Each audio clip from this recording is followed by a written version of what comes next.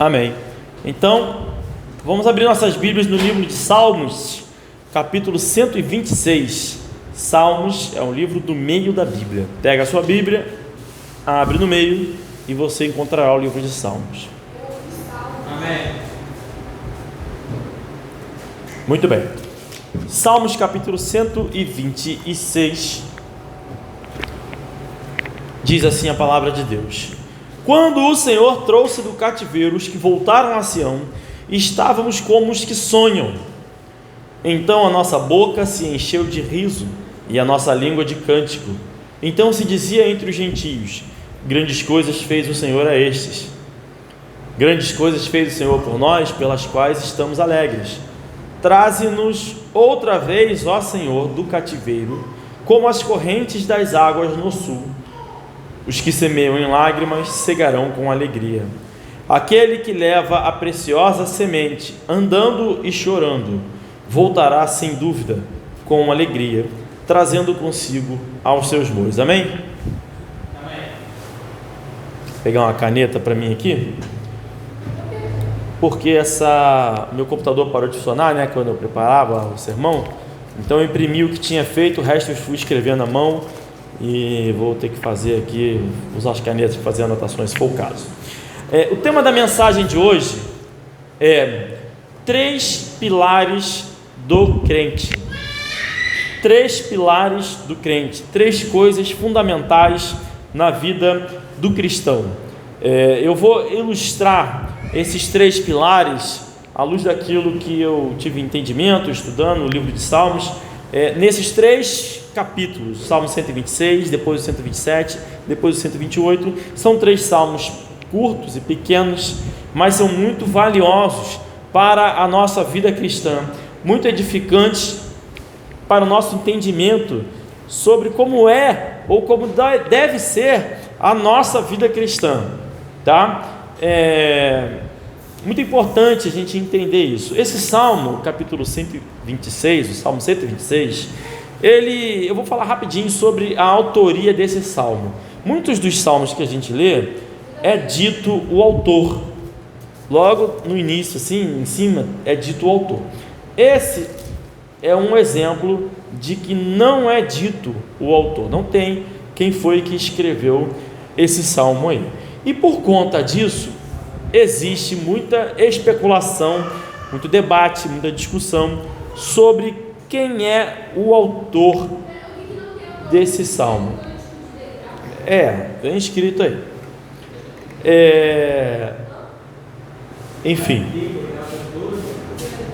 estamos num debate aqui.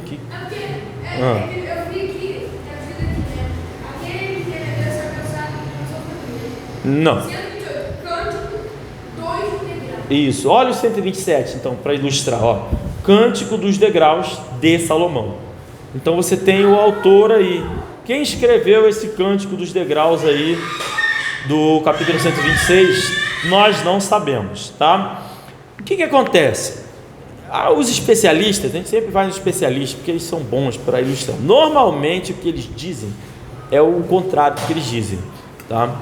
Então vamos lá. Aqui, nesse caso aqui, estou brincando, tem muita coisa que estão certas, mas nesse caso aqui, o que eles dizem? Eles dizem que esse salmo só pode ter sido escrito depois do exílio, tá? Só pode ter sido escrito depois do exílio, porque ele está falando no tempo passado sobre a saída do cativeiro, não é isso? O versículo 1 vai dizer: quando o Senhor trouxe do cativeiro os que voltaram a Sião, estávamos como os que sonham. Então eles dizem: ora, se é quando o Senhor nos trouxe, então eles já saíram do cativeiro. Pois é, vamos entrar nisso aqui agora. Eles já saíram do cativeiro. Então eles vão dizer: olha, esse salmo é um salmo depois do cativeiro, quando o povo é liberto do cativeiro. A primeira coisa que eu vou dizer é o seguinte: eu não acredito nisso. Eu não acredito que seja posterior ao cativeiro, e vou dar alguns motivos pelo qual eu não acredito, tá? E por que isso é irrelevante? Não é tão relevante, mas tem a sua relevância. O primeiro, assim, existe a evidência textual. Antes de qualquer coisa, só para lembrar, eu posso até, estou falando de cabeça, posso até estar enganado, mas eu não lembro do povo ter retornado do cativeiro mais de uma vez. Não é isso? Foi uma vez só, começou em Esdras, terminou em Neemias. Foi um processo longo, demorado. Quando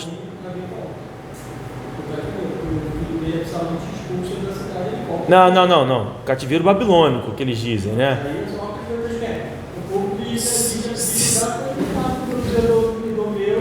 Considerando isso, aí poderia ser cativeiro no Egito, cativeiro de Davi. No que eles estão dizendo é o do exílio babilônico. Vou explicar então. Por causa disso, né? Que voltaram a Sião. Seja como for, estou dizendo o que os especialistas dizem e por que eu não acredito. Tá bom?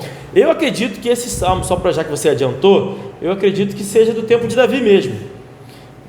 E vou dizer os motivos. Mas eu não lembro de depois que o povo ter sido levado em cativeiro, Israel como nação, ter sido levado em cativeiro à Babilônia, eu não me lembro de ter havido outro. Eles foram em partes, né? Foram uma vez, depois mais um pouco, mas eu não lembro de ter voltado todo mundo e depois ter sido levado de novo. Posso estar enganado, pode ter acontecido isso em algum momento fora da Bíblia, né, no período intertestamentário ali, mas eu não me lembro disso. Muito bem, mas não é essa a evidência textual que eu queria trazer não, isso aí é coisa da minha cabeça.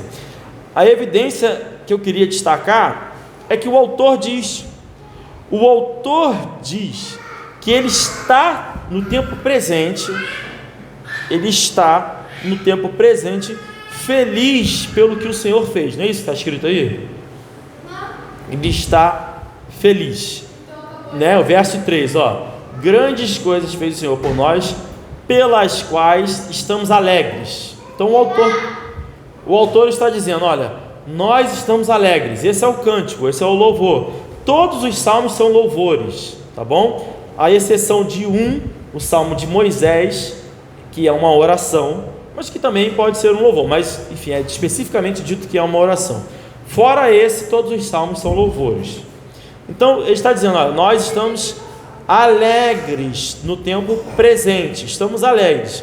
E logo depois ele pede para ser liberto do cativeiro de novo. Então no verso 3 ele diz, olha, nós estamos alegres. E no 4 ele diz, traze-nos outra vez, ó Senhor, do cativeiro. E aí ele vai dizer no verso 5, os que semeiam com lágrimas cegarão com alegria. Então não faz muito sentido que seja posterior, pelo próprio texto, que seja posterior ao exílio babilônico, porque ele está dizendo, nós estamos felizes pela volta do cativeiro. E agora ele diz, diminui esse ventilador aí, porque eu fico... Não, diminui. Meu Deus, que dificuldade. Aí, é por causa do barulho, eu acabo tendo que falar mais alto.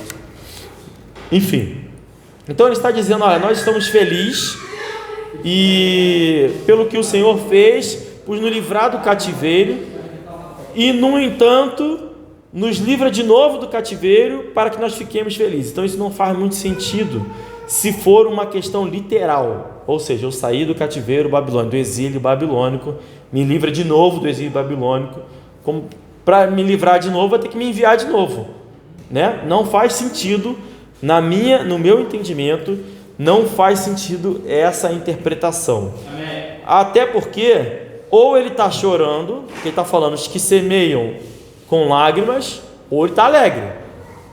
Ele está chorando, trabalhando com lágrimas e choro, ou ele está alegre. Afinal de contas, ele está chorando ou está alegre?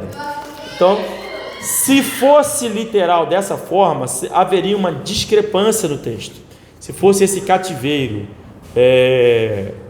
do exílio, haveria uma discrepância. Agora, em segundo lugar, essa interpretação de que por ele falar que Deus nos libertou do cativeiro, por isso estamos alegres, trata-se do exílio babilônico, elimina o caráter profético de vários salmos.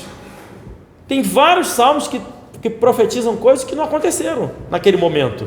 Por exemplo, a vinda de Jesus Cristo, a morte de Jesus Cristo, a ressurreição de Jesus Cristo. Você vai encontrar tudo isso nos salmos.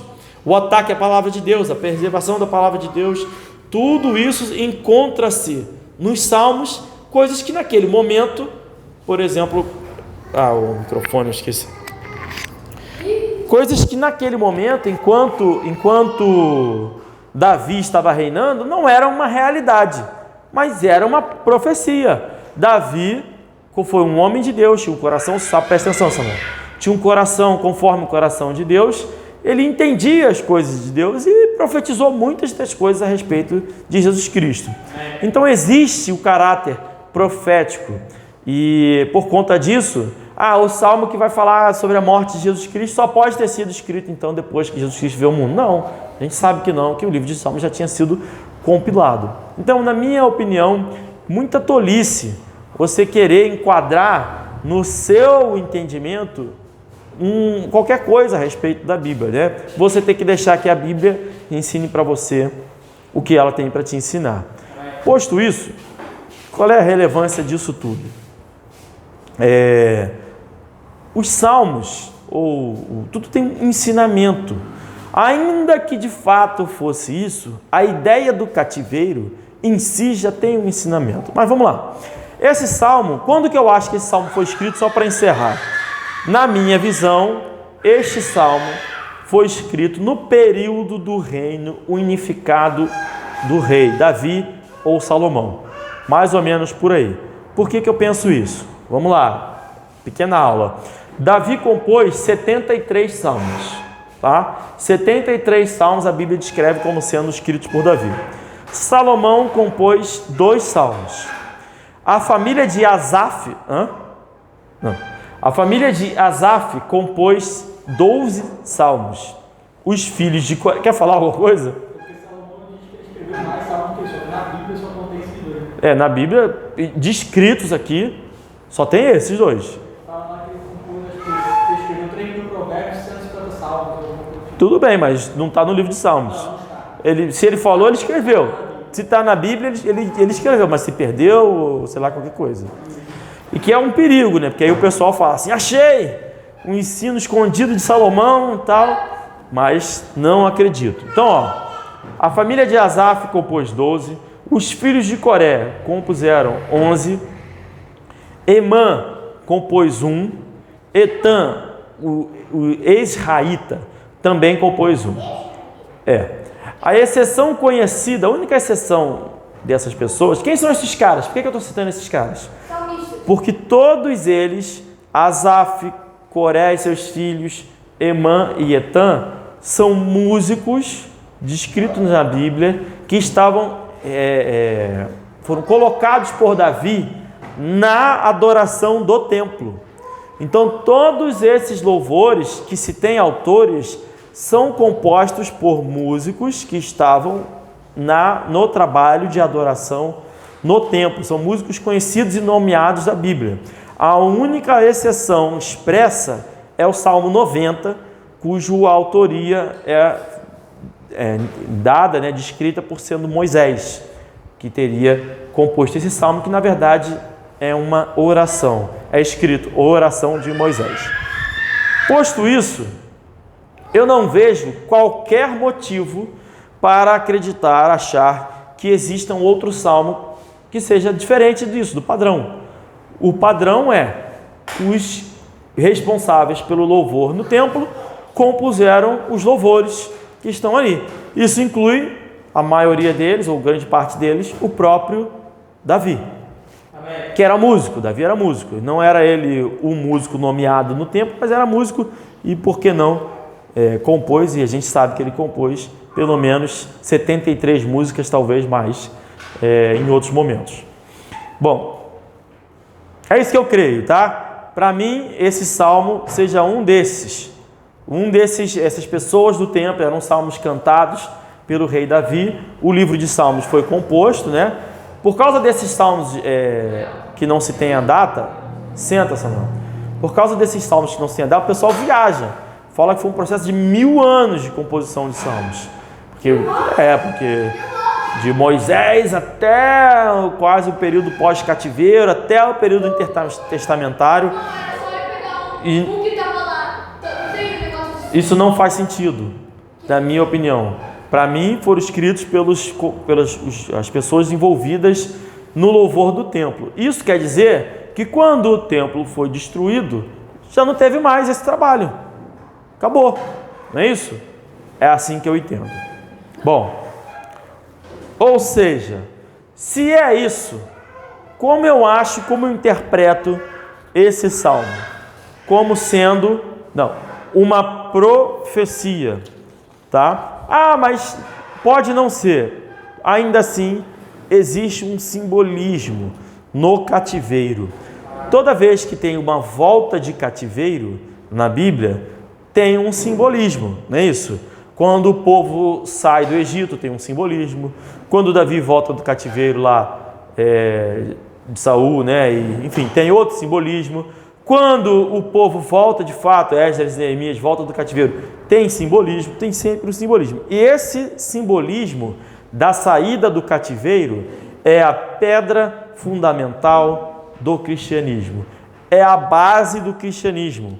Porque em um dado momento, todos nós estivemos em um cativeiro. Todos nós estivemos em um cativeiro. Adão e Eva desfrutaram ali do jardim do Éden, pecaram e estiveram aprisionados pelo pecado, necessitaram de um Salvador, Jesus Cristo. Esse Salvador, Jesus Cristo, é a pedra fundamental do cristianismo, é a libertação do cativeiro. Então, a grande libertação final do cativeiro, de qualquer cativeiro, é Jesus Cristo, porque o pecado nos aprisiona. O salário do pecado é a morte, então ele nos condena. Jesus Cristo é a nossa salvação. Então, a interpretação que eu... Amém. A interpretação que eu tenho quando fala de volta do cativeiro, quando o Senhor trouxe do cativeiro os que voltaram a Sião, estávamos como os que sonham, alegres, porque nós, quando somos salvos, temos a nossa alegria. A certeza da salvação é o maior motivo de alegria. Nada pode ser melhor do que isso. Então é o Senhor Jesus, é o Senhor quem nos tira do cativeiro.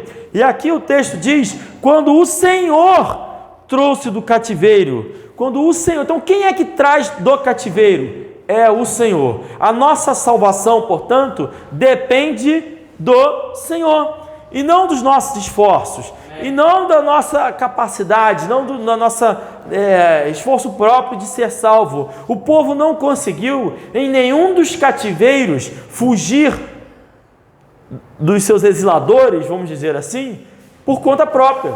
Em todos os exemplos bíblicos, precisou da intervenção de Deus para que o povo fosse liberto do cativeiro. Assim é até hoje. O povo, a sociedade, as pessoas que estão aí fora, estão aprisionadas no pecado e necessitam da libertação do cativeiro que vem através de Jesus. Então a salvação, a libertação do cativeiro é a pedra fundamental da vida cristã. Sem ela não há cristianismo, não há crente sem a salvação. Então, existe uma pedra fundamental sobre a qual é edificado a vida do crente. E aí, mas não é esse o tema. O tema são 3 pilares. Primeiro é a salvação, porque sem a salvação, sem a pedra fundamental, não existe pilar para você construir a sua casa. A sua casa precisa ser edificada sobre a rocha. Jesus Cristo é a rocha. Então você primeiro precisa aceitar a Jesus Cristo. Antes estávamos todos aprisionados no cativeiro, e agora nós, os que cremos e aceitamos a Jesus Cristo, estamos salvos pelo Senhor. E essa é a nossa maior alegria.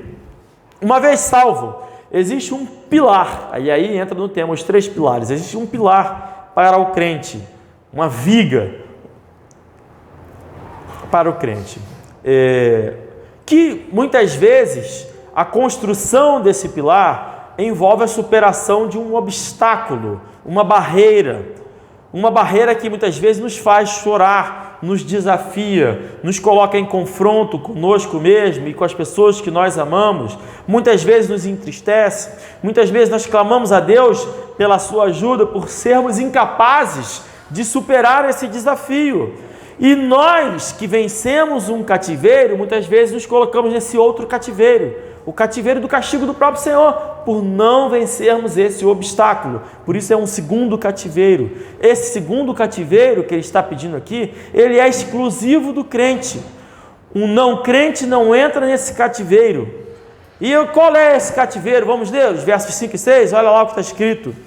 Os que semeiam em lágrimas cegarão com alegria. Tudo bem, hein? Muito bem. Os que semeiam em lágrimas cegarão com alegria. O verso 6. Aquele que leva a preciosa semente, andando e chorando, voltará sem dúvida com alegria, trazendo consigo os seus molhos. Ou seja, que é isso? Qual é esse primeiro pilar da vida cristã que a gente está vendo aí? Qual é esse primeiro pilar? O que vocês entendem? É o evangelismo. A principal coisa, esse texto que fala aqui só fala de duas coisas. Uma, estar salvo. E depois, semear. Semear é levar a palavra de Deus, é plantar a semente no coração das pessoas. E aqui está dizendo que os que semeiam com dificuldade, com sacrifício, com lágrimas, cegarão com alegria. Diante disso, o texto, esse salmo, esse louvor, ele não trata, por exemplo, de família, ele não trata de prosperidade, ele não trata de absolutamente nada. É a salvação e depois o evangelismo. Por que isso? Porque é a salvação e depois o evangelismo? Porque o reino de Deus deve estar em primeiro lugar nas nossas vidas. Por isso o Senhor Jesus Cristo disse: buscai em primeiro lugar o reino de Deus e a sua justiça, e todas as outras coisas vos serão acrescentadas. Então, a nossa preocupação, pilar número 1, o qual nós precisamos vencer, é o reino de Deus e a sua justiça. É levar pessoas para o reino de Deus. Amém. Esse é o nosso primeiro pilar. O segundo pilar, que forma a base da vida do crente, está no Salmo 127.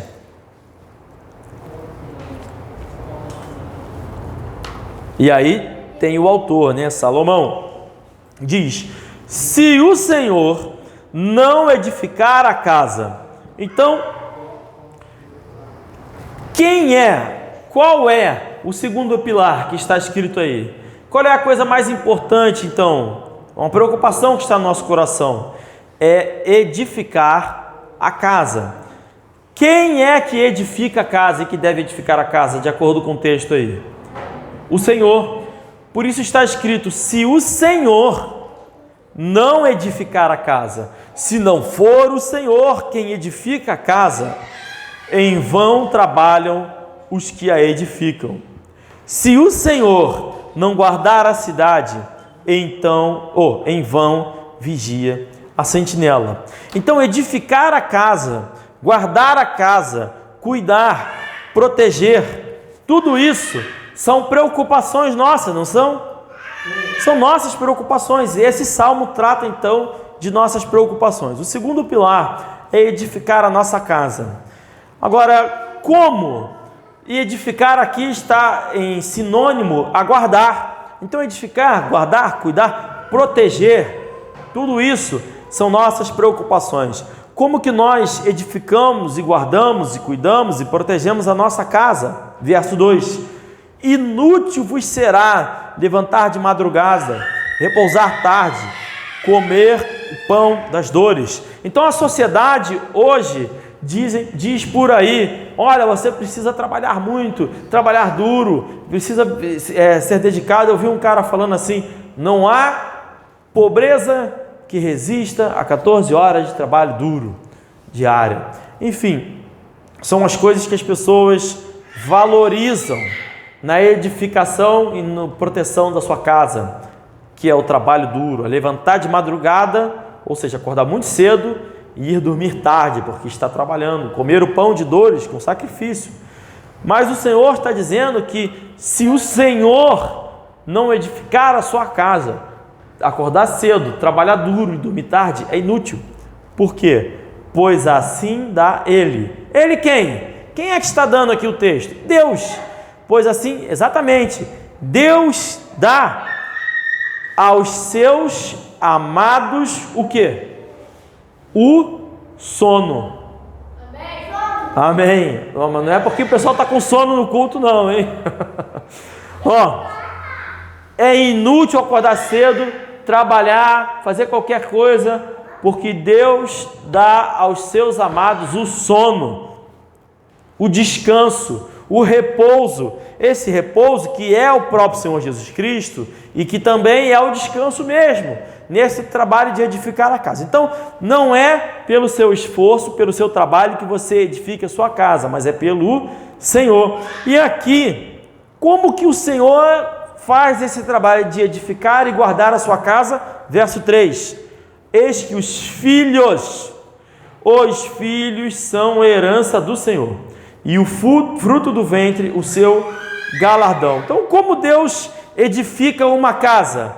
Dando filhos e frutos do ventre. Essa é a verdadeira edificação de uma casa. Esse é o segundo pilar, edificar a sua casa. Então, o primeiro pilar é ganhar almas para Jesus. O segundo pilar é ter frutos e família frutífera. É o galardão que Deus dá aos que Ele ama. É o presente de Deus. Deus edifica uma família dando filhos. 4. Como flechas na mão de um homem poderoso, assim são os filhos de quê? Que está escrito aí? Da mocidade. Mocidade é juventude. Então é importante que os homens de Deus, as mulheres de Deus, tenham filhos na mocidade. Esses são, está específico, os filhos da mocidade. Então, qual é a grande função de um pai? Ensinar o seu filho, dar um jeito lá de fazer com que ele conquiste, se case cedo e tenha muitos filhos o mais cedo possível na sua mocidade. Isso é presente de Deus, herança de Deus para a proteção, para a edificação da casa e para guardar uma cidade. Quando o texto diz edificar a casa e guardar a cidade, está falando da sua casa pessoal, a sua família, e a cidade está falando da sua igreja mesmo, tá? Por quê? Porque também são seus filhos espirituais e são seus frutos as pessoas a quem você ganha para Jesus. Muito bem. E aí o verso 5 vai dizer: bem-aventurado. Bem-aventurado significa o quê? Abençoado. Bem-aventurado o homem que enche deles. Deles o quê? Filhos da sua mocidade. A sua aljava não serão confundidos, mas falarão com os seus inimigos à porta. Então, você está salvo? Ganhe almas. Primeiro pilar, ganhe almas. O reino de Deus é a sua prioridade número 1. Ganhar almas para Jesus. É a sua prioridade acima da sua família. Mais importante é você ganhar almas do que cuidar da sua família. Porque o Senhor cuida da sua casa, guarda e dá o sono àqueles a quem Ele ama, aqueles que são seus filhos. Então é muito mais importante você se preocupar em ganhar almas do que cuidar da sua casa. Cuidar da sua casa com seu esforço, com seu trabalho, com tudo isso, é em vão, é o que o texto diz. Amém. O reino de Deus está à frente da sua família, do seu trabalho, da sua igreja, de tudo. O reino de Deus em primeiro lugar. Em segundo lugar, edifique a sua casa. Como que você faz isso? Tendo filhos. Irmãos, você pode ler a Bíblia o quanto você quiser. Você pode estudar, se dedicar. Mas se você não tem filhos, você não entendeu exatamente, não desfrutou o todo da vida cristã. Porque você não teve o trabalho de ensinar a palavra de Deus, os valores cristãos, para alguém que não quer aprender. Você não teve o trabalho de ficar ali em cima, batendo na mesma tecla, repetindo. É assim que você edifica a sua casa. É ensinando seus filhos a terem o reino de Deus como prioridade. E a cada conquista de um filho é uma vitória, uma alegria inexplicável. Inexplicável. E o texto vai dizer aqui que os inimigos dos homens que edificaram a sua casa, tendo filhos, ficam na sua porta. Ou seja, eles não entram na sua casa. Os inimigos dos homens que edificam a sua casa não entram na sua casa. Pergunto, a nossa luta é contra quem? Espíritos e potestades. Ah, eu não tenho nenhum inimigo. Mentira, você tem um grande inimigo. Esse inimigo são os espíritos, as potestades, é Satanás, é o diabo. E ele está aonde? Ao derredor, bramando, rugindo como leão, esperando uma brecha para nos estragar. E aqui está dizendo que o diabo não entra numa casa cuja família cristã tem filhos. Uma família que é salva e é crente e tem muitos filhos, o diabo não entra na sua casa. Olha que bênção! Olha a proteção que Deus está dizendo. É claro que aqui está falando de forma literal, mas espiritual também. É assim que você vai edificar a sua casa. Uma cidade fortalecida, espiritualmente fortalecida, cujas famílias são fortes, têm vínculos. Você imagina um monte de primo, um monte de irmão, as pessoas se ajudam, se fortalecem, um cai, o outro levanta. É uma igreja fortalecida. E o diabo fica na porta, não entra. Exatamente. E agora então vamos para o terceiro pilar. O terceiro pilar, aí Salmo 128. Ele vai dizer: bem-aventurados, bem-aventurados é abençoado. Bem-aventurado, bendito, né? Bem-aventurado aquele que teme ao Senhor e anda nos seus caminhos. Então, por um lado, é inútil o trabalho sem que o Senhor edifique a casa. É inútil. E quem não tem filhos, não é isso? Para quem não tem filhos, por outro, não é bem-aventurado, porque não teme ao Senhor. Pois comerá, olha só, então ele está dizendo, olha, é inútil trabalhar se a sua casa não é edificada pelo Senhor. No entanto, se ela é edificada, se você tem filhos, se você teme ao Senhor, o que acontece com o seu trabalho? Verso 2 aí: comerás do trabalho das tuas mãos, feliz será e te irá bem. Entendeu a diferença? Quem teme ao Senhor, quem tem o Senhor, quem tem uma casa edificada pelo Senhor, desfruta do seu trabalho. Desfruta, vai comer do seu trabalho, vai ser feliz ali nesse trabalho. É uma grande diferença. E mais do que isso, é uma bênção. Ele é bem-aventurado, ele é abençoado. Verso 3: a tua mulher será como a videira frutífera ao lado da tua casa, os teus filhos como plantas de oliveira à roda da tua mesa. Então, este que é bem-aventurado e que teme ao Senhor, ele é casado e tem filhos, no plural. Ele tem filhos que estão lá, ó, a sua família reunida. É um casamento abençoado. Verso 4: eis que assim será abençoado o homem que teme ao Senhor. Não tem dúvida quanto a isso. O Senhor te abençoará. Agora vem, hein? Desde Sião, e tu verás o bem de Jerusalém em todos os dias da tua vida. Então existe aqui uma promessa, não é uma promessa? Te abençoarás desde Sião, e verás o bem de Jerusalém em todos os dias da sua vida. É uma promessa, esse é o terceiro pilar. Se você vai ver Jerusalém bem todos os dias da sua vida, pergunto, será que isso é literal? Não. Claro que não, porque Jerusalém foi destruída, conforme foi profetizada, inclusive na Bíblia. Foi completamente destruída. E os primeiros cristãos, até 1943, não viram Jerusalém, Israel, como sendo abençoada, ou uma cidade, um país forte, nada disso. Hoje é um país forte, mas não viram nada para alguém dizer que é abençoado. Hoje é um país forte, mas não viram nada disso. Será que esses homens, todos, do ano 70, quando Jerusalém foi destruída, até 1943, todos os cristãos, ninguém temia o Senhor? Não, porque está dizendo aqui que os que temem ao Senhor os que temem ao Senhor verão a Jerusalém todos os dias da sua vida. É uma promessa do Senhor. Ou seja, o que na Bíblia Sião, Jerusalém, Israel simbolizam nesta terra, nesta vida? O que a Bíblia diz que eles simbolizam? A nova Jerusalém, que ela estava Não, nessa terra. A noiva, que é o quê? Os salvos, que é o quê? A igreja. Os crentes reunidos, é a igreja. Então o terceiro pilar de um homem que ganha almas, numa família que tem filhos e teme a Deus, ele é feliz na sua igreja. Esse é o terceiro pilar da vida cristã.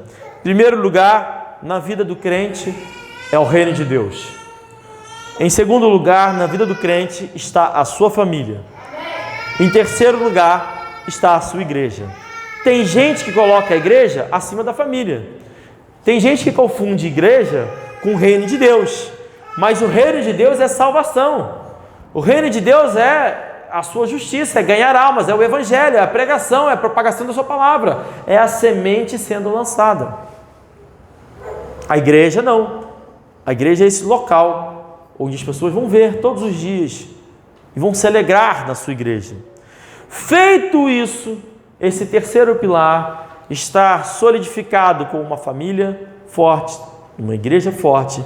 Existe mais uma promessa, que eu vou ler agora no verso 6, que é uma promessa que muito me alegra, que eu gosto muito dessa promessa. Diz: e verás os filhos dos teus filhos e a paz sobre Israel. Então, a primeira parte dessa promessa. Quem são os filhos dos teus filhos? Os netos. É uma coisa que eu desejo ver meus netos. Fico ansioso para ver isso. Meus netos. Agora, filhos dos filhos também é espiritual, não é? Então, as pessoas que a gente ganha para Jesus vão fazer o quê? Ganhar almas para Jesus. Pronto. Esse é o segredo da igreja fortalecida. Uma igreja que ganha almas. É um ciclo. Voltou para o início, para o primeiro pilar. Vai ver os filhos dos filhos. Os filhos espirituais. E são filhos espirituais. Paulo falou isso, tá? São meus filhos espirituais. Existe isso. Agora, além de ver os seus filhos dos filhos, vai ver também a paz sobre Israel. Qual é a paz sobre Israel? Qual é a verdadeira paz? Jesus Cristo. Irmãos, essa é a grande promessa que o crente tem na sua vida. É a certeza absoluta que Deus prometeu que nós vamos nos encontrar com Jesus Cristo. Numa nova Israel, numa nova Jerusalém, que descerá do céu em novos céus e nova terra. Amém? Amém. Então estamos encerrados por hoje. Vou tentar encerrar por aqui. Confirma aí se vai encerrar aí.